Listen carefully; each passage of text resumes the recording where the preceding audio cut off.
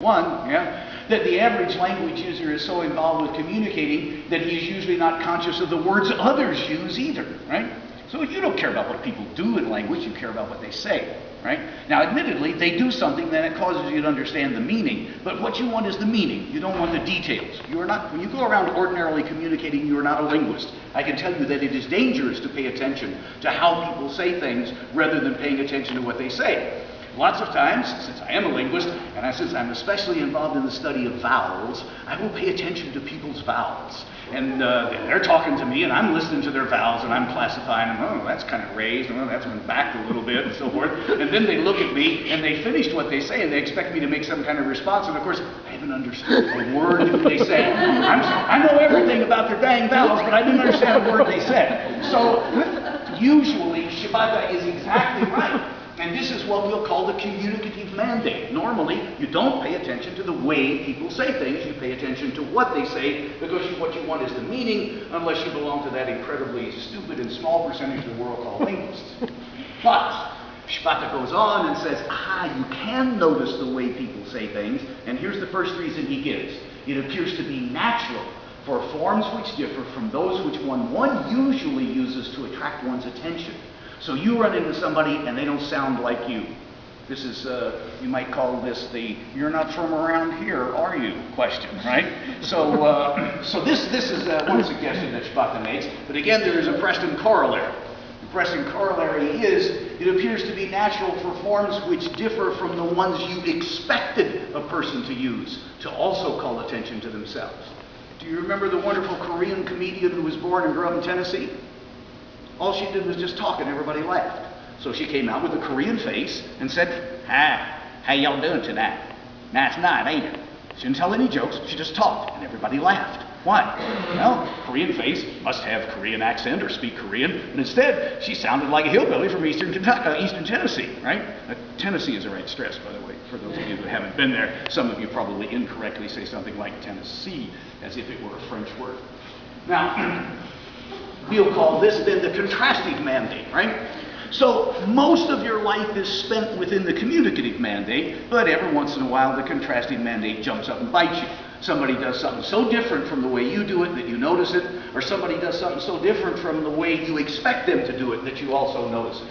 Here are very simple examples. This is Shibata's rule. I say tomato, you say tomato, so I notice what you say. Right? Because that second pronunciation is obviously, it's certainly not mine from Louisville, Kentucky. But now here's Preston's corollary. I know, for some peculiar reason, that you are British, and you say tomato. So I also notice what you say, because you should be saying tomato, right? So I notice this in both cases. My apologies to British persons for imitating this speech. If Peter Treadwell were here, he would jump up and object. So maybe stuff is just easy. The contrastive mandate works, right? There's some language production, it happens, and somewhere, either consciously or subconsciously, depending on how we take this information in, we make a reaction. Well, that can't be, because nobody would have produced anything unless they had an A prime behind it. We'll ignore that. But this didn't get to B prime. So the real answer has to be at least this, right? Somebody produced something and it awakened something, some belief, some stereotype, something that I know, and then that's what fed my reaction. Language itself doesn't have any value, right? What makes ain't different from isn't? The word or the associations that you have about speakers who say ain't. There's nothing in the word, right? In fact, there's nothing in nothing that's different from nothing, right? Except associations that you have. I happen to be a nothing speaker. If you don't like it, you can leave. It'll be all right. Just don't make no noise going out the room. I'm also in multiple negations. So it's probably something like this, right? You say something, and it pops down in there, and it gets these associations. And then at the next stage, this is the amazing part, it takes those associations and lays them on the language.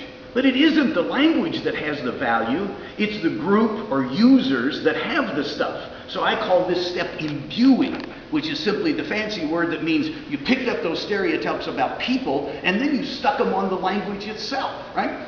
So you hear people say incredible things like, do you hear the way he talks? He talks so stupid. And they don't mean that he talked illogically. They mean that you used certain kinds of grammatical constructions, right? Or said library. It says, ooh, library sounds so stupid. Library don't sound stupid. Library sound a hell of a lot better than library, which sounds like lots of gargling and terrible noises, right? So it's up to me, the damn word would be library, and then we could go around saying library the way we're supposed to say library without saying library.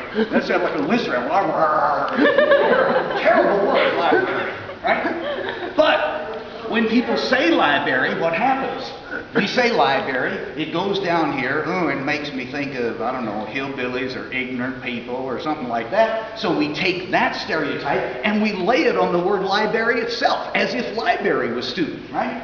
And then, of course, finally, I guess we get down here and we have this reaction. But you see what a trip this reaction has gone through, and I haven't told you a half of the story and don't have time to, right? I will say a little more about B prime. But obviously, Shibata's law, how did this thing get noticed in the first place? I've left out the cognitive process of noticing, right? Because some things that you think might be noticed might not get noticed. So there's a lot of complex procedures going on here. But